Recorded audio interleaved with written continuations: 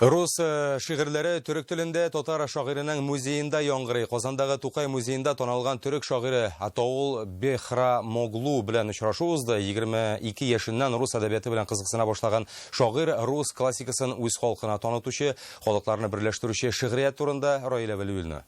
Seviyordum sizi ve bu aşk belki içimde sönmedi bütünüyle.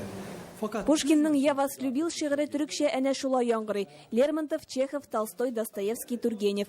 Рус классиклары әсәрләре белән үз телләрендә таныша алуларына түрек халкы шагыйрь Атаул Бехрамоглуга рәхмәтле.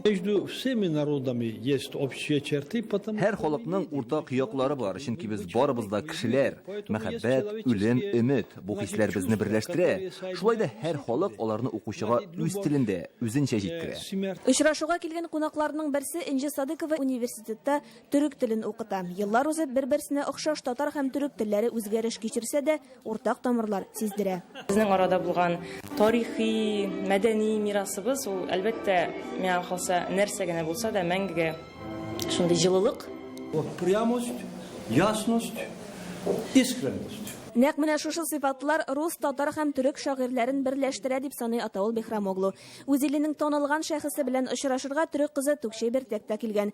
Казанда яшәү һәм уку дәврендә шагыйрьләр генә түгел, милләтләр арасындагы охшашлыкны да күрәм ди ул. Мы все знаем, что в России никто не улыбается, но Россиядә халык елмаймый дигән фикер бар. Әмма яши башлагач моның дөрес түгел икәнлегенә инандым. Монда да Төркиядәге сыман көләч йөзле кешеләр. Әйтемнәребез, мәкаләләребез охшаш. Гаиләдә туганнар белән аралашу ничек мөһим булса, тугандаш халык һәм илләрнең бер-берсенә якынаюы да күркәм күренеш. Сәбәбе әдәбият һәм шигърият булганда очрашу икеләтә кадерле. Раиля Вәлиуллина, Вадим Илларионов, Яңа гасыр каналы.